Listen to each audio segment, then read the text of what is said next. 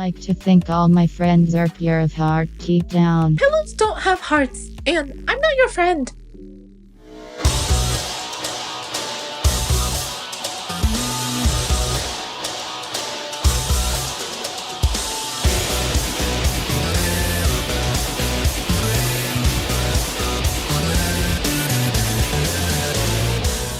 Pillow is a very unique character, to say the least. Kind of like basketball, Pillow was also a character that wasn't really liked back in BFB, but then ended up gaining a lot more fans thanks to TPOT. However, unlike basketball, Pillow is a much more divisive character, and she's still in the game. As many Pillow fans there are, there's also lots of people that don't really like her either. Hell, she might even be the character with the most amount of fans and haters combined. It's something that not many characters in the series can accomplish. But why is that?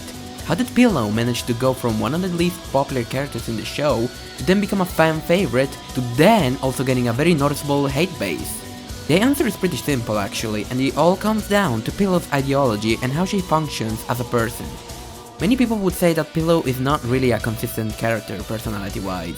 And while it's easy to think that's the case, I believe that she's actually one of the most consistent characters in the whole show. So, in this analysis, we'll go and take a look at Pillow's entire journey, going from her debut to the most recent episode of TPOT. Let's do some research!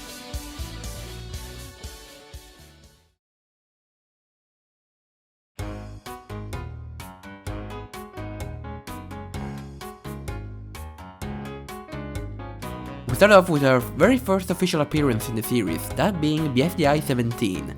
Yeah, that's right, unlike my previous character analysis videos, BFDI actually matters here, since Pillow does have a personality trait that is not really there anymore, and that is her more pacifist attitude.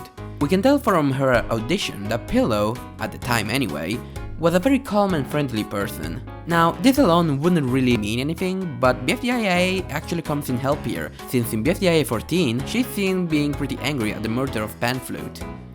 Guys? Oh my gosh, Panflute! I'm not dead. Oh my gosh, you're alive! But we paid a lot for that poster, so...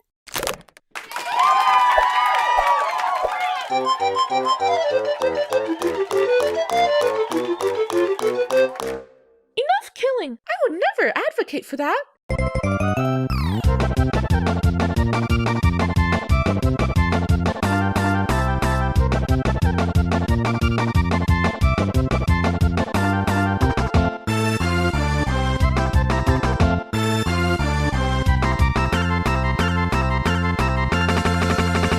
Now, I know what some of you might be saying, oh, what if she's faking that? Or maybe, that's the point of the joke, it's not that deep. But I do think it's that deep, actually. For you see, Pillow being a pacifist goes pretty well according to her BFDI audition and her BFB status, so it actually fits chronologically well that Pillow's being a pacifist here. The last thing I want to add before we move on to BFB is that in that same BFDIA episode, we see the very first moment where Pillow would gain her most important personality trait to her entire character. And no, it's not killing people, but analyzing.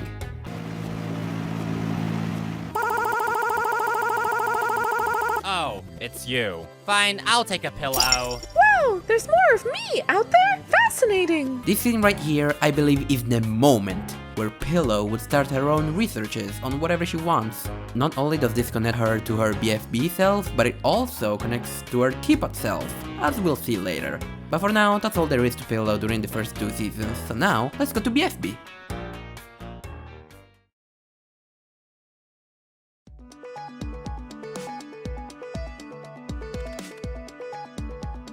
As I said before, the moment in BFDI 14 was foreshadowing her passion for research, as we do see Pillow come up with her own theory on arm fluttering. And while this theory is just wrong, it still is proof that Pillow is passionate about her research and her analysis. Kinda like me in a way, actually.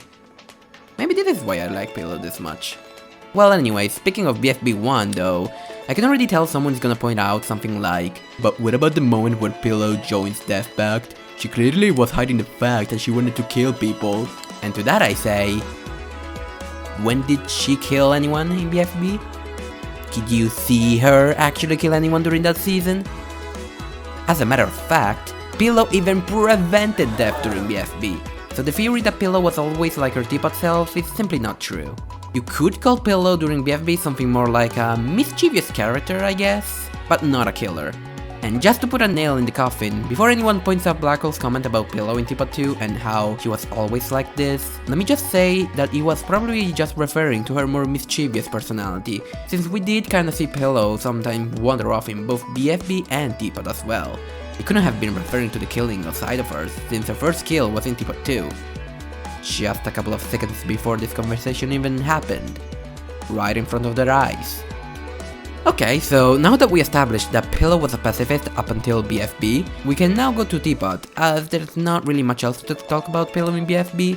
She just did her thing without really bothering anyone, and that was kinda it. That's probably why she wasn't even popular at the time, especially when you look at the amount of screen time that she even has in this season. Like, damn. Anyways, on to TPOT.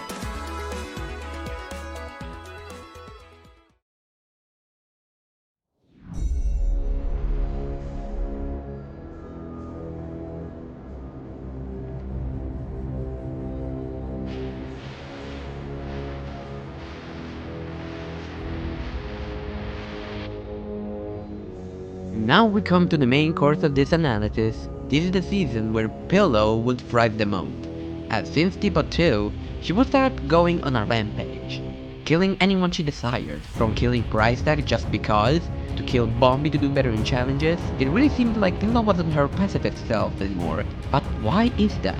What made her like this? Is there any reason? Did the writers just want to give her this killing gimmick? Well, we do actually see the reason why Pillow decided to kill people during TPOT. So let's take a look at this scene from TPOT 7. Hello, Death Pact. I'm here to teach you about the positives of death. It's Death Pact again, and get out of here! Hey, just hear her out! It's simple science, really. In my studies, I've noticed those who revolve themselves around death are far luckier and more likely to succeed. Those who distract and ignore it are doomed to bad luck. As we can see, Pillow discovered that death equals good luck, while preventing death also equals bad luck. But the thing is, unlike the arm fluttering theory, this one was actually proven to have worked in the past. You may think I'm referring to Death Pactigan's losing streak that they had, and while that is also part of the reason, it actually isn't the only factor that plays in this. Let's quickly go back to BFB, as I'm gonna show you what I believe is the first ever moment where Pillow would start considering killing, or at the very least, not preventing death. And the results are...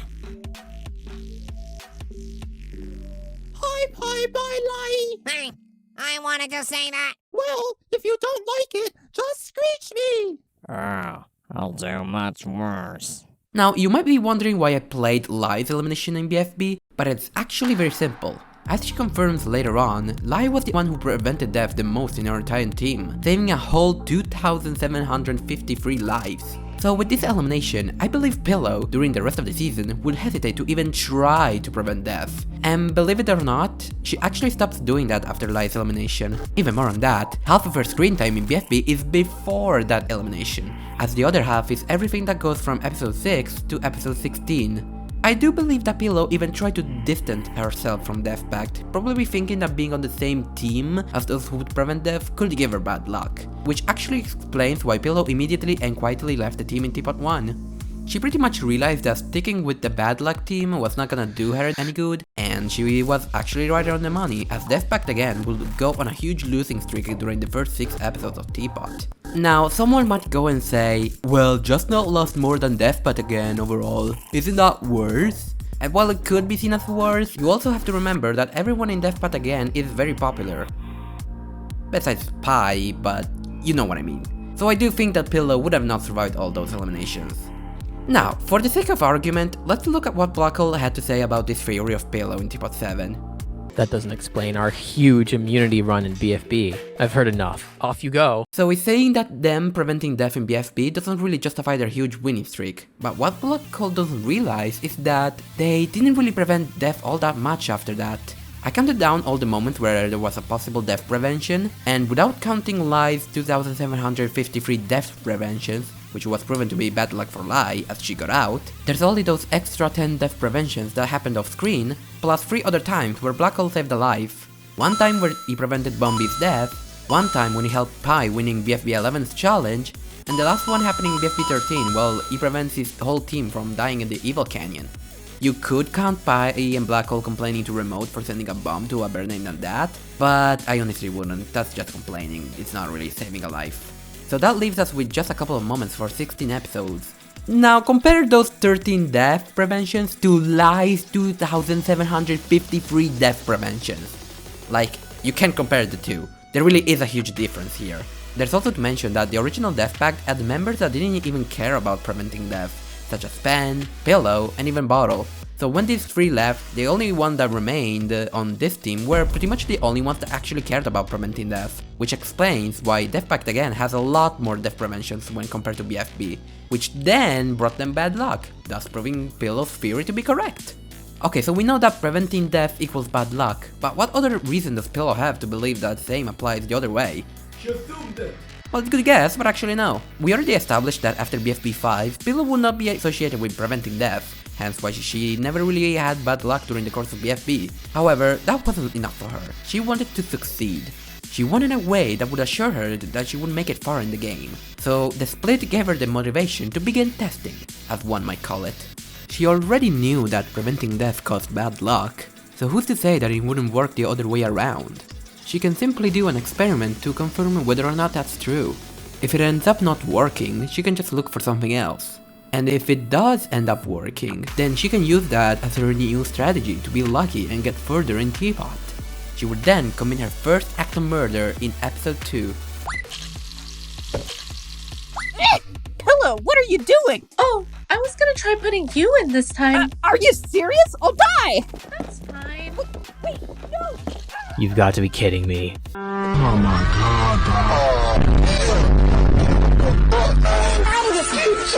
This would continue later with killing a recommended character too, and in general having more tendencies to kill other people, or wanting to. Well, this definitely solves that cumbersome block situation, which has caused nothing but death and mayhem! Donut, you've convinced me. We should keep the blocks. Grr! How about we short book for our attraction? Ooh, I love creating anagrams. Hey, too. You should write on that. Oh, good idea, Pillow. It'll be dangerous and they'll lose for sure. They'll also die. And the test was a success.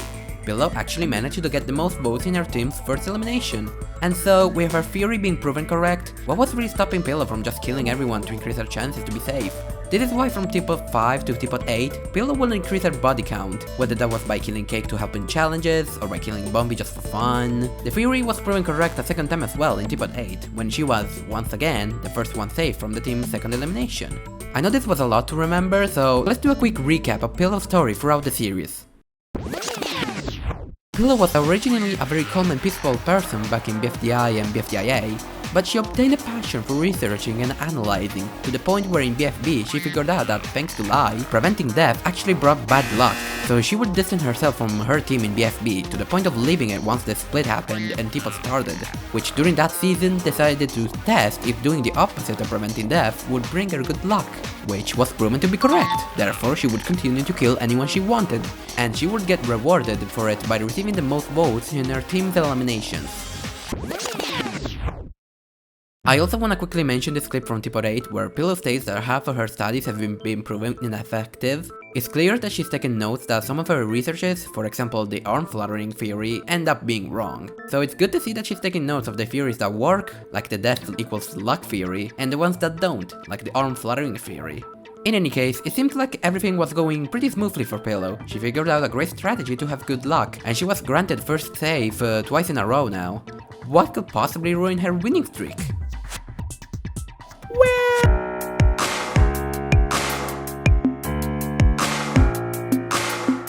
Oh man, how do I even begin with this episode? There's so much to talk about Pillow during this episode, whether that's from the actual episode or how the fandom reacted to what Pillow did. But this is an analysis of Pillow, so let's talk about her performance in the episode. I mean, it wasn't really great. Hell, it wasn't even good. She literally sabotaged her own team. Now, onto the big question. Was Pillow genuine or not? As in, did Pillow genuinely believe that the challenge was to kill every team member? Or did she know that it wasn't that and just killed everyone for the sake of getting herself more luck? To answer that, we have to look at both sides of the argument. The ones that think that she was genuine have some proof to back up their claim, such as her reaction to TPOT 10 where she says that it was what she had to do. Plus her reaction once Belle told her that they actually lost. On the other hand, those who think that she wasn't genuine have other pieces of evidence, like Pillow saying, "Wait, don't," before being blown up by Bombi, which could be interpreted as, "Wait, don't do that, we're gonna lose." As for me though, I guess I'm more on the genuine side, mostly because of her reaction of the team's loss in TPOT 10, which, not gonna lie, it's the most sincere I think we've ever seen a Pillow. Like, she's having a breakdown. But getting back on track, whether Pillow was being genuine or not, it doesn't really matter in the grand scheme of things, since Pillow would still go and kill everyone on her team, putting them up for elimination. But Pillow wouldn't worry that much, since she knows that her kills that episode will give her the luck necessary to not be put up for elimination, or at the very least, be the first person safe.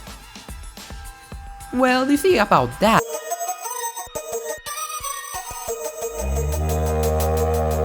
And here we are in TPOT 10, which will be the episode where Pillow would get the biggest shift in terms of her strategy.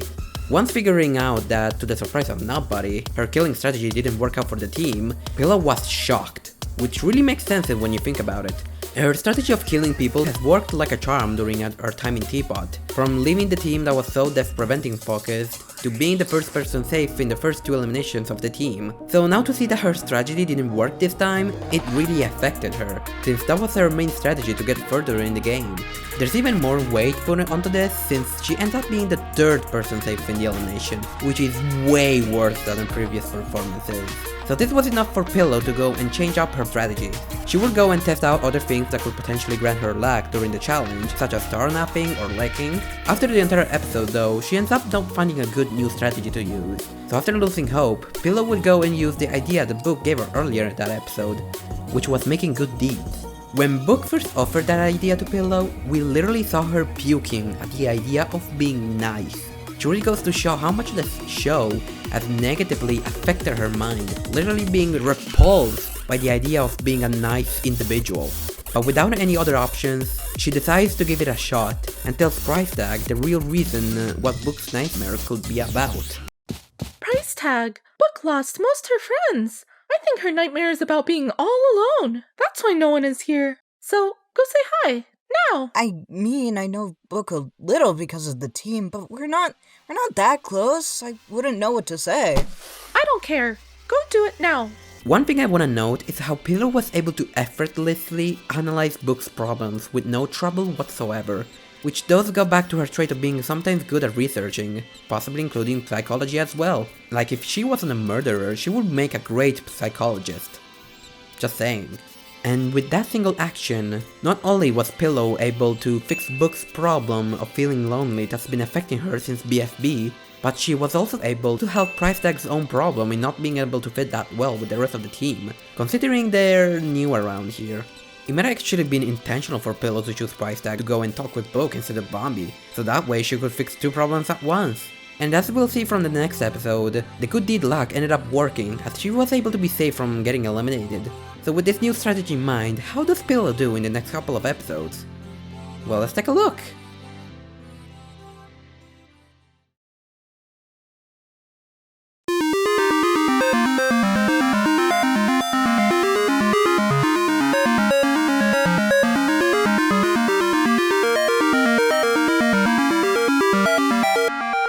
As of TPOT 12, Pillow officially ditched her killing strategy, with the new one being that making good deeds equals good luck. So let's keep that in mind while we look at her moments moving forward.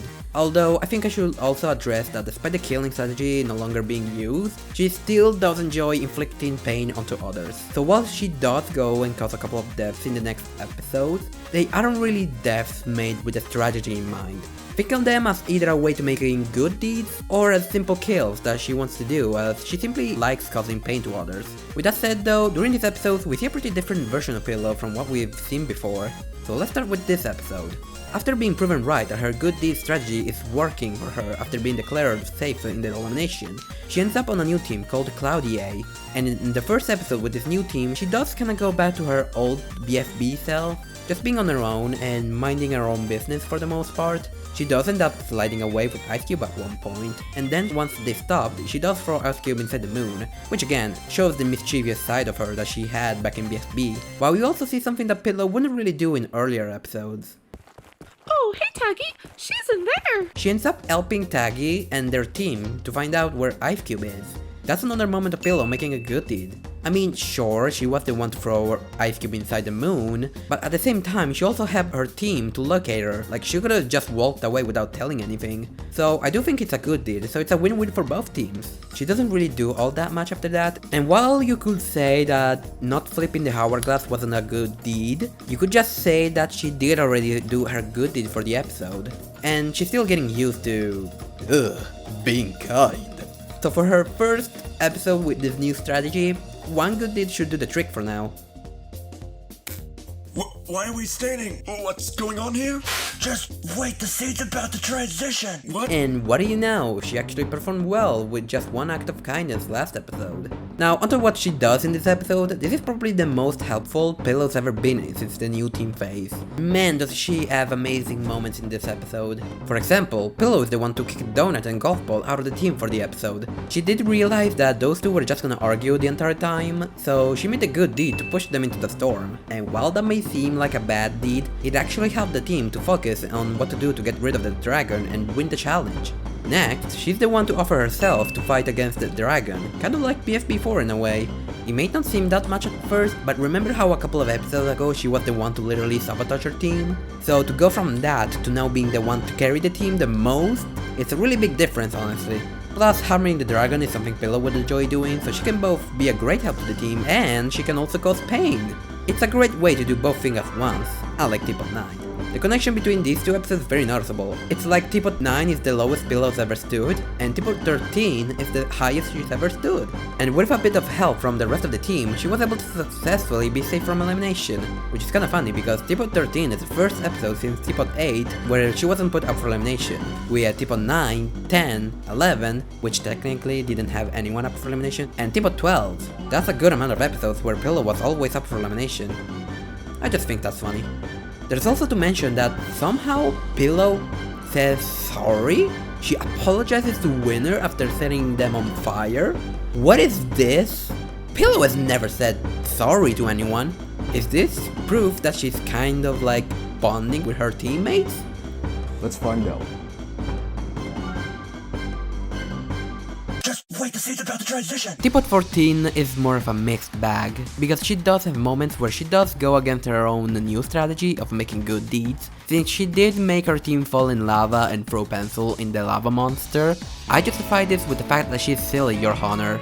However, she does make up for those moments by making the good deed to protect the team from everyone else. You may remember that in TPOT 14, everyone went against Cloudier for being a team mostly full of chaotic characters, which is why Pillow then started to kill people since everyone was ganging up on the team. And this is the one moment where killing equals making a good deed because of the fact that she's defending her team. So surprisingly, it's kinda the best of both worlds for Pillow, as she gets to both make a good deed to defend her team, and she gets to kill people too. Like, what a deal!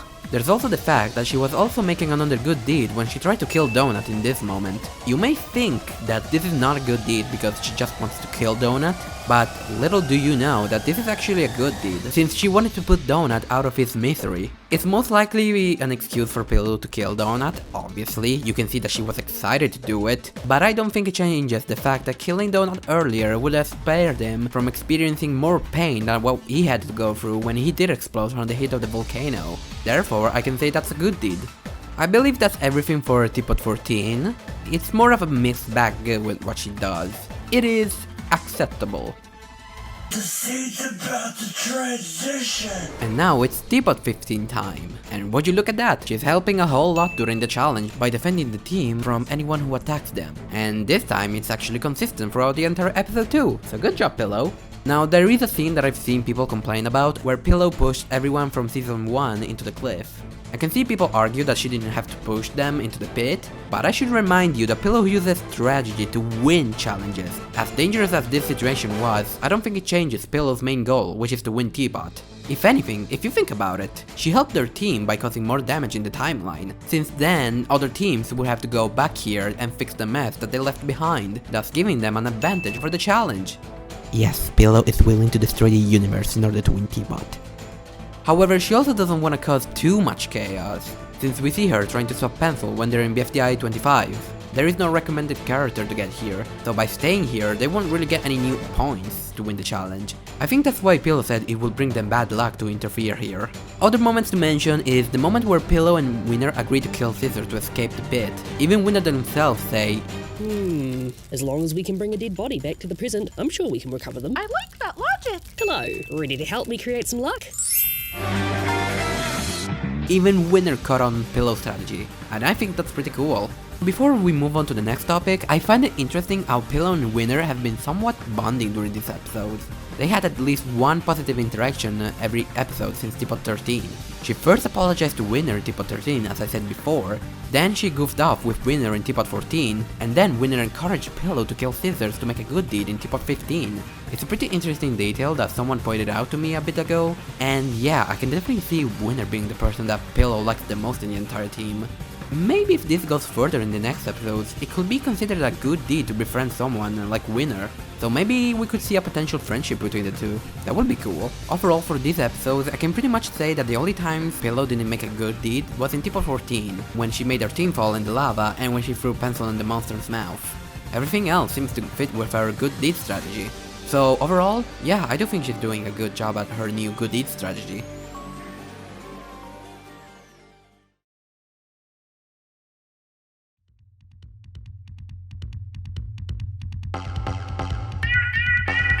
Alright, one final topic before we go to the conclusion of this video.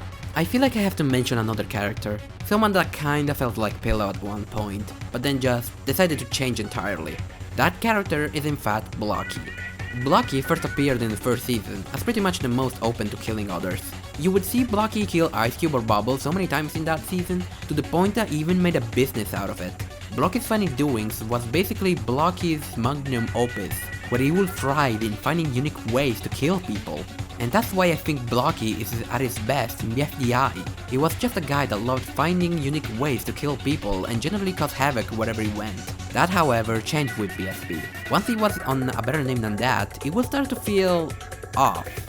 He would confront Golfball about Grassy being mistreated, but like, that's the same guy that made a business out of infinitely killing people. Why on earth would he feel bad for anyone that isn't Pen or Eraser? And that gets even worse in Postplate, where he would become Woody's best friend! Woody! The same guy that Blocky loved to bully back in the first season. And by the end of BFB, they're practically best friends. How does that make any sense? I'm not saying it doesn't deserve the redemption, since I think it could have been possible, but not to this degree. It would have been way better if Blocky just tolerated him, or just found Woody to be cool, but not cool enough to hand over his business to him. If anyone else is suited to do pranks around here, it's you, Woody! I may be out of the game, but I think I found the new star of my show! That just feels wrong, especially since later Woody would turn his business into the opposite of what it was. Look how they massacred my boy. So why am I talking about Blocky in a Pillow video? Well, Blocky and Pillow are pretty much the only characters in the entire series that can be considered similar. They both enjoy killing way more than the average person, and their killing tendencies remain as one of their most remarkable traits as characters. However, the reason why Pillow is my second favorite in the series and Blocky is very low in my list is because one of them handles redemption well, and the other one doesn't. Pillow's redemption might not count as one, but I do think it does. As in TPOT 10, she made the effort to find a new strategy for her to use, and while there were times where she didn't do good deeds, she made up those moments by having other instances where she would either help her team or even defend her from everyone else. Whereas Blocky redemption doesn't feel right at all. There's no point where he starts to gain empathy, he just kinda starts defending Grassy in BFB 2 without much else of a reason. Same thing goes with Woody, he just kinda accepts Woody as his best friend. It doesn't feel right, it just doesn't. If anything, 14 the Algebraian might even replace Blocky in this little category, since they're actually way more like Pillow. But enough stalling, it's time to put an end to this research.